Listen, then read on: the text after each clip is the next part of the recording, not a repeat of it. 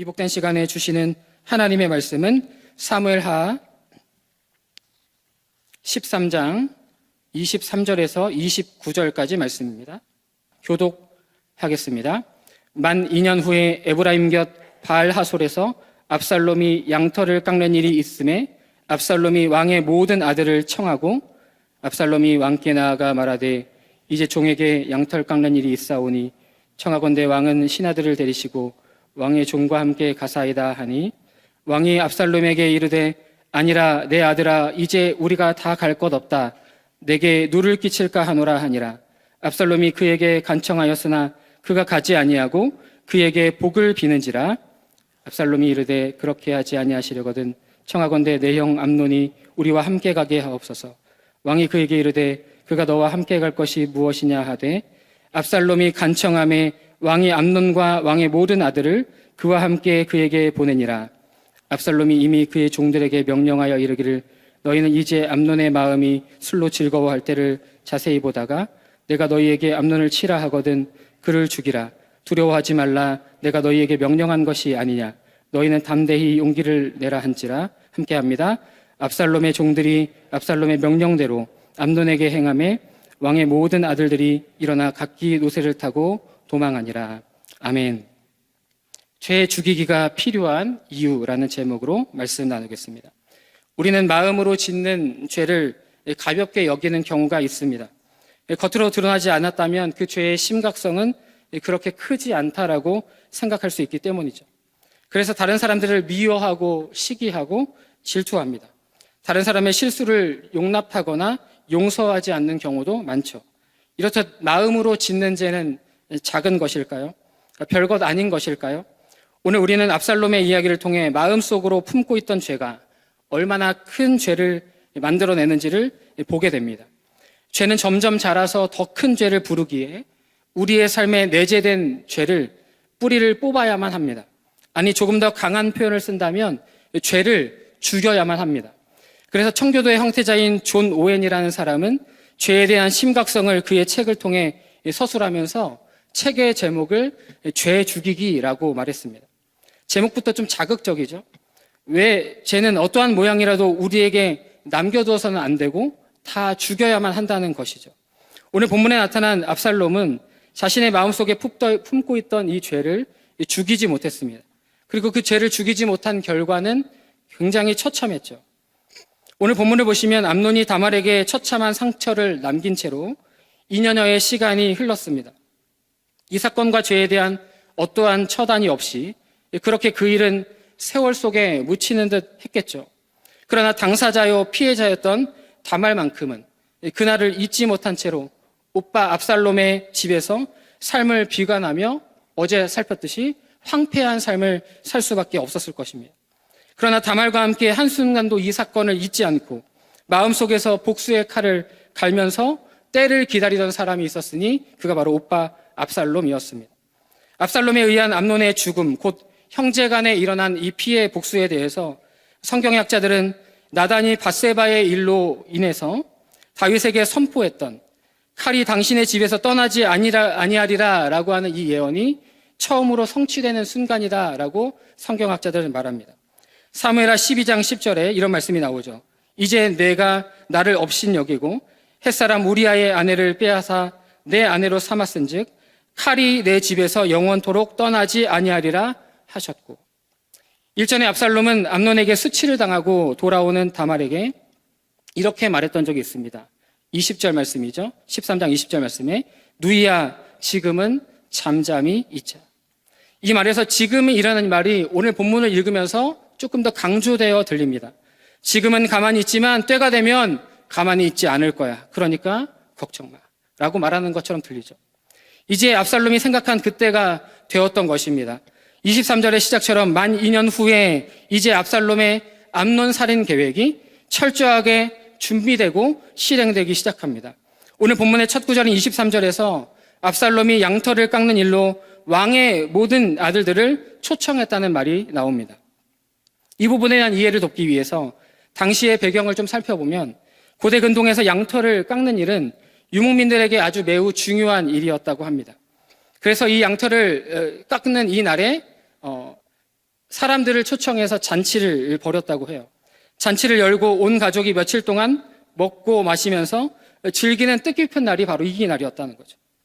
그리고 압살롬이 양털을 딱 깎았다고 한 이 바알하솔이라고 하는 이 지역은 예루살렘으로부터 북쪽으로 24km 정도 떨어진, 당시로 말하면, 지금은 차로 가면 굉장히 가깝지만 당시로 말하면 한나절을 가야만 하는 먼 길이었다고 합니다.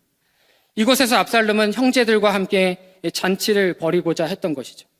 이 기쁨이 가득해야 할 잔치자리 이면에 엄청난 살인 계획을 지금 압살롬은 준비하고 있는 것입니다. 성경학자들은 압살롬의 암논 살인 계획이 하나하나 아주 철저한 안가품이 되었다라고 평가합니다. 먼저는 암논이 다말을 욕보이는 죄를 짓기 위해서 아버지 다윗을 이용했던 것처럼 압살롬도 아버지 다윗을 동생 다말의 원수 갚음에 이용했다고 봅니다. 그래서 이 잔치자리에 암논이 올 수 있도록 간청했다는 것이죠. 또한 암논이 속임수를 써서 다말이 자신이 원하는 곳으로 끌어들였듯이 압살롬도 속임수를 써서 암논을 자신이 원하는 곳으로 유인했다는 거예요. 이런 방식으로 철저한 안가품을 합니다. 이처럼 압살롬은 잔치 준비도 철저하게 했지만 암논을 살해할 이 준비도, 만반의 준비도 하게 되었다는 거죠. 자신의 신호에 따라 민첩하게 움직여서 그를 살해할 저격수들을 잔치 장소 주변에 매복시켜 놓은 것이죠. 오늘 본문을 통해 아버지 다윗은 이 잔치에 참여하지 않게 되는데요. 그렇다면 아버지 다윗이 이 잔치 자리에 함께 만약에 했다면 암논의 이 살인 계획은 일어나지 않았을까요? 과연 압살롬은 아버지 앞이었다면 암논을 죽일 수 있는 인물이 아니었을까요? 성경학자들은 다윗이 아무리 이 압살롬이 아버지 다윗이 있었다 할지라도 아마도 이 암논을 죽였을 것이다 라고 성경학자들은 봅니다. 왜냐하면 훗날 아버지를 상대로 반역을 일으키는 그의 모습을 본다면 압살롬은 충분히 그의 아버지 다윗 앞에서도 충분히 그의 형 암논을 죽일 수 있었을 것이다 라고 봅니다. 아마도 2년여의 아픔의 시간을 겪는 동안 암논과 다말의 오라비 압살롬 간에는 특별한 교류가 없었을 겁니다. 하지만 잔치를 벌이고 이렇게 좋은 날 암논을 초대함으로써 적어도 아버지 다윗이 생각할 때는 형제 간의 화해장이 되겠구나라고 이렇게 안일하게 생각했을지 모릅니다. 그러나 잔치의 분위기가 물이 익어갈 때 압살롬은 숨어있던 자객들에게 신호를 보냈고 그들을 일시에 몰려와 암논을 죽이게 되었습니다. 이 잔치는 정말 아수라장이 되었고 암논과 함께 잔치에 참석했던 모든 왕자들도 황급히 노새를 타고 도망갔다라고 오늘 성경은 마지막에 기록을 했죠. 이와 같은 압살롬의 암논 살인 계획에 대한 이 철저한 계획도 계획이지만 그 과정에서 압살롬의 잔혹함이 보여집니다. 바로 28절 말씀을 좀 보시면요. 암논의 마음이 술로 즐거워할 때를 자세히 보다가 라고 하는 표현입니다. 이것은 단순히 암논의 정신이 흐려졌을 때 암논을 죽였다는 이야기가 아닙니다. 여기서 즐거워할 때라고 번역된 단어가 우리가 잘 알고 있는 토부라고 하는 단어입니다. 암논의 입장에서 좋다라고 생각하게 될 때 그를 죽이기로 결정한 것이죠. 이는 암논이 좋다고 여기는 그 순간을 완전히 영원히 짓밟아 버리겠다고 하는 압살롬의 잔혹함을 보여주는 것이라고 성경학자들은 평가합니다. 곧 아마 압살롬은 이런 마음을 품었을 거예요. 암논, 이제 너에게는 더 이상 좋은 날은 없어. 내가 모두 없애버릴 거야. 아마 이런 마음을 가지고 잔혹한 마음을 품었을 것입니다. 이것이 바로 압살롬의 마음에서 죽이지 못한 죄가 남겼던 처참한 결과였던 것이죠. 이제 말씀을 정리합니다. 오늘 압살롬의 이야기를 통해 살펴보았듯이 우리의 마음속에 아주 작게 여겼던 죄라도 죽이지 않으면 안 됩니다. 존 오웬은 왜 죄를 죽여야만 하는지, 죄를 죽이지 못하면 어떤 일이 일어나는지 대표적으로 두 가지를 소개하는데요. 이를 꼭 기억하시고 우리 안에 어떠한 작은 거라도 죄를 죽일 수 있는 우리 모두가 될 수 있기를 예수 이름으로 축복합니다.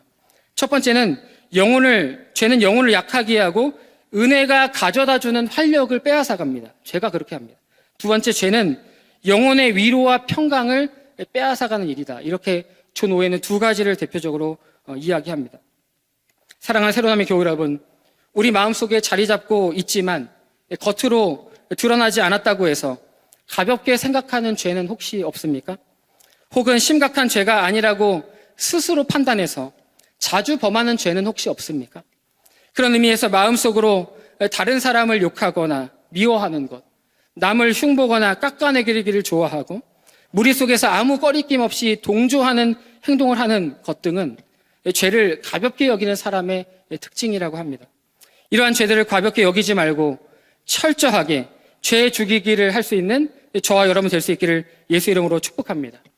이 청교도 황토자 제가 존 오웬을 소개한 이유가 있습니다. 이 사람은 죄에 대해서 우리의 내면 속에 갈등하는 이 문제를 아주 심오하게 다루었는데요. 제가 지금 읽어드리는 글을 한번 좀 잘 들어주시면 좋겠습니다. 내 안에 죄 죽이기라고 하는 이 책에서 많은 믿음의 사람들이 죄에 대해서 이렇게 생각하고 이렇게 사로잡혀 있다라고 황태자 존 오웬은 이렇게 이야기합니다. 나는 연약하고 가련하며 물과 같이 흔들거리는 피조물이다. 우리 이렇게 많이 생각하죠? 나는 결코 뛰어난 존재가 아니며 나의 부패함은 무척 커서 영혼을 거의 파멸시킬 정도이지만 나는 그것에 대해서 어찌어찌 하지 못한다. 나는 수많은 맹세는 무용지물로 나의 수많은 맹세는 무용지물로 변했다. 나는 스스로 승리했다고 여기고 구원도 받았다고 확신했다. 하지만 내가 지금 분명하게 볼 수 있는 것은 탁월한 외부의 도움이 없다면 나는 결국 나는 실패한 자가 되어 나의 죄 때문에 하나님을 완전히 포기하게 될 것이라는 사실이다. 이처럼 존 오웬은요, 믿음의 사람들이 죄에 대해서 연약함을 때로는 이렇게 고백하며 살아가고 있다는 거죠. 우리는 죄에 대해서 이렇게 연약합니다 라고 고백한다는 거예요. 그러나 존 오웬은 한 가지를 더 깊이 있게 지적합니다. 이렇게 죄에 대해서 우리가 연약하다는 고백으로만 멈춰서는 안 된다는 거죠. 물론 우리는 죄에 대해서 연약합니다. 그럼에도 불구하고 우리 내면 속에 내재된 작은 죄라도 가볍게 생각하지 말고 철저하게 죄를 죽이려고 하는 공격성을 가져야 된다라고 존 오웬은 말하고 있다는 거예요. 그러나 우리의 힘으로 되지 않기 때문에 무엇보다 이 모든 죄의 문제를 해결하신 예수 그리스도의 십자가를 바라보면서 예수 그리스도의 이름의 능력을 신뢰하면서 죄 죽이는 삶을 살아내야 한다라고 존 오웬은 말합니다. 바라기는 새로남의 모든 교우들이 이 죄에 대해서만큼은 영적인 공격성을 가지고 예수 그리스도의 이름의 능력을 힘입어 죄 죽이기의 삶을 넉넉히 살아낼 수 있는 저와 여러분이 될 수 있기를 예수 이름으로 축복합니다. 기도 제목 3가지 올려드립니다. 첫 번째, 죄는 크고 작은 죄가 나눠져 있지 않다는 것을 철저하게 깨닫게 하소서. 둘째, 마음속에 자리 잡고 있지만 겉으로 드러나지 않았다고 해서 죄를 가볍게 생각하지 않게 하시고 우리도 모르게 심각하게 죄라고 여기지 않고 자주 범하는 죄가 있는지 스스로 잘 점검하게 하소서. 세 번째입니다. 무엇보다 예수 그리스도의 이름의 능력을 힘입어 죄에 대해서만큼은 영적인 공격성을 가지고 죄 주지기의 삶을 넉넉히 살아내는 우리 모두가 되게 하여 주옵소서. 이러한 기도 제목들로 기도하시다가 자리를 떠나시면 좋겠습니다. 제가 기도하겠습니다. 하나님 아버지 감사합니다. 우리 안에 머물러 있는 아주 작은 죄악이 얼마나 커다란 죄를 만들어낼 수 있는지 우리는 압살롬의 이야기를 통해서 살펴보았습니다. 우리는 죄에 대해서 연약합니다. 죄에 대해서 늘 무너집니다. 그런 연약함을 고백하고 또 그런 연약함을 우리가 아는 것도 중요하겠지만 존 오웬의 말처럼 우리의 죄를 철저하게 죽이고자 하는 영적인 공격성, 영적인 민감함을 가지고 우리의 삶에 찾아오는 죄의 유혹을 뿌리칠 수 있는 우리 모두는 새로남의 교우들 될 수 있도록 은혜를 더하여 주시옵소서. 죄의 크고 작음이 없음을 알게 하시고 우리 마음속에 작은 어떠한 죄의 모양이라도 버리는 우리 모두가 되게 하시고 무엇보다 예수 그리스도 이름의 능력을 힘입어 넉넉히 죄 죽이기의 삶을 살아내는 우리 모두가 되게 하여 주옵소서. 감사하며 거룩하신 예수님 이름으로 기도드립니다. 아멘.